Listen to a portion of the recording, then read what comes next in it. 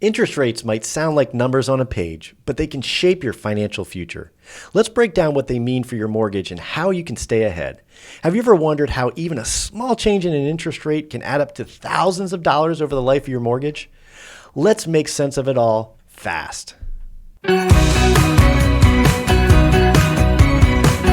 Hey, Lindsay. How you doing today? Good. How are you, Joe? Good. We're talking about interest rates. Yes. Interest rates. A lot of emphasis on interest rates when buying a home. Definitely, especially right now. So first question that I have for you is, can you explain what an interest rate is in simple terms and how it impacts your mortgage? Simply put, I would say an interest rate is the cost of your money. Mm-hmm. The higher the interest rate, the higher that money costs to borrow. It's because, the interest rate is the rate at which you're borrowing the money to purchase the home. Mm-hmm. So the impact on your mortgage, obviously, the most simplest thing is the higher the interest rate, the higher your payment's going to be for the same amount of money than a lower interest rate, right? So, obviously there's lots of different strategies and ways to deal with high and low interest rates, but simplest terms, interest rates are going to affect the cost of the money you borrow. Awesome. So a lot of people talk about market trends. How do market trends influence mortgage interest rates, or is it the inverse? So market trends, there's a couple ways to look at the market. It's maybe the supply and demand and which people are buying houses, right? Sure. And technically, they don't impact mortgage rates, but realistically, they actually do, mm-hmm. right? If you think about it this way, if there's such a huge demand for mortgages, the rate might have been here, but because there's such a huge demand, those lenders might put a premium on that, because a small premium because they're too busy to choke down all the business, right? But the reality, that's a reality, but the overall broader economic outlook on interest rates isn't wildly affected by supply and demand. Like if there's a lower, you would think because if the market's slower, the interest rates would be lower, but that's not how interest rates are determined. So the broader economy determines the interest rates, not the market, not the lenders significantly, mm-hmm. and they're all subject to the market. Gotcha. People talk a lot about adjustable rate mortgages too. So what's the difference between a fixed and an adjustable rate mortgage? Okay. A fixed rate mortgage, let's just say you have a 30-year term, right? Mm-hmm. So you have a 30-year mortgage. Well, that could be fixed or it could be an adjustable rate. A fixed 30-year means you're going to have the same interest rate from the day you close till the end of your 30 years. 30 years later. 30 years later. Most people have mortgages for about 7 to 10 years nowadays.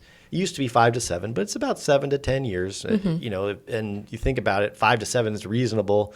So obviously a fixed rate means you're going to, from the day you close till the 30 years, you're going to have the same rate. An adjustable rate means there's a couple different kinds of adjustable rates, but you don't necessarily have the same rate throughout. Mm-hmm. Some of them have start periods. You might have heard of a 5-1 ARM. Mm-hmm. Well, ARM means adjustable rate mortgage.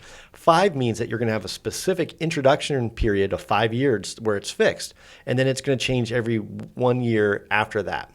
And there's some limits on how much it can change. And but people say, well, I'll just get an adjustable rate mortgage. I'll have a lower rate for the next 5 years, and then I'll just refinance out of that loan, right? Mm-hmm. Well, the problem with this is that if rates are higher, then your rate on your adjustable rate mortgage is going to go up, right?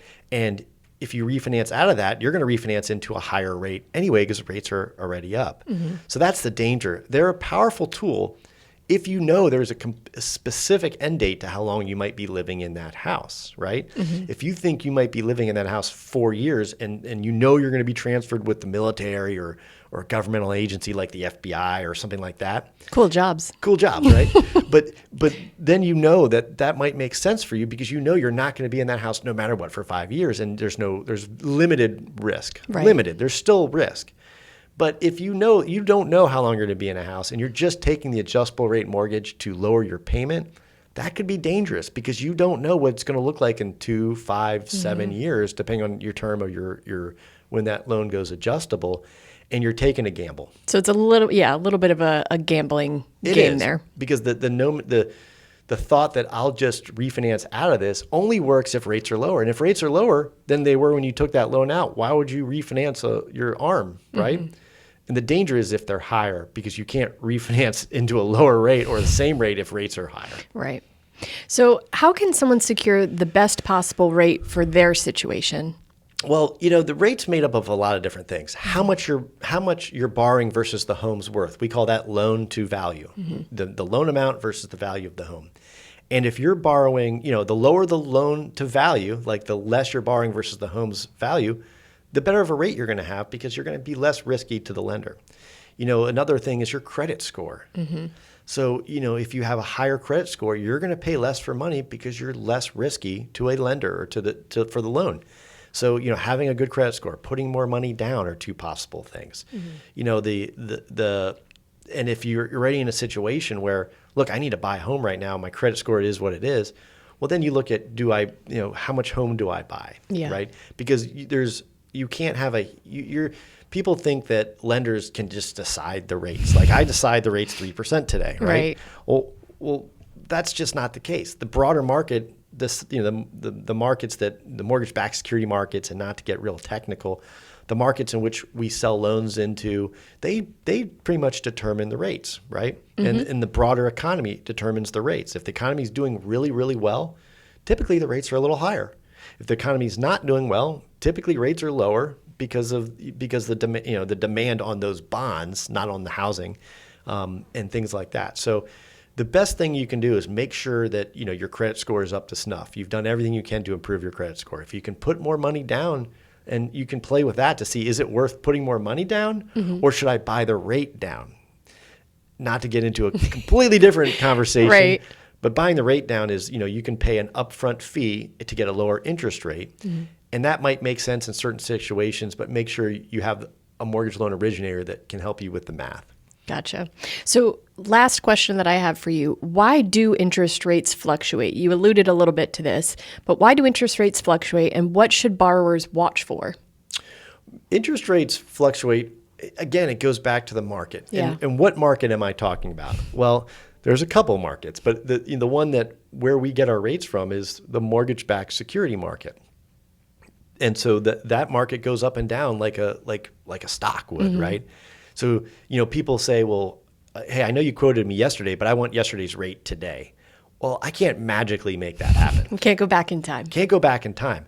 Now, maybe the lender you're working with can make some concessions and maybe give you a discount.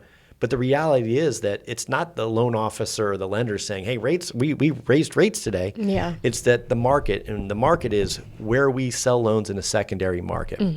And most banks, lenders, brokers, they all sell their loans in a secondary market. They might retain what's called the servicing, and that's who you make your payment to.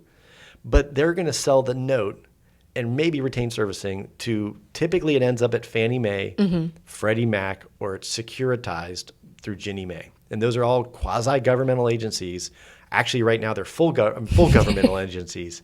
But traditionally they're semi-governmental agencies that buy loans from you. They package them up, they collateralize them with the property, securitize them with the property, and they sell those out as a bond to maybe hedge funds buy them, individuals, 401. There's a lot of different places that would buy them to get a fixed rate of return. So this is a big collateralization system that's meant so we can continually lend money out, and we always have money to lend by selling it to them, and they're giving a rate of return to another investor to hold those bonds. Yeah, and that's where interest rates were born. That's where interest rates were born. So to make it really simple, lenders don't have control unless they portfolio, which means they're not going to sell it.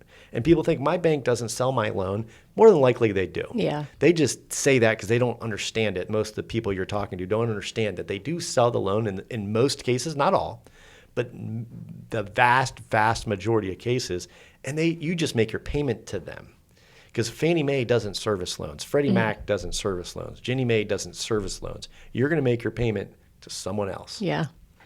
Awesome. Well, that's all I had for you. Lots of enlightening information on interest rates today. Well, good. If you got any value from this, make sure to like, share, and subscribe. And if you have any comments, questions, put them down below. We'd love to hear from you. That's all we got. We'll see you next time. Thanks, Lindsay. Thank you.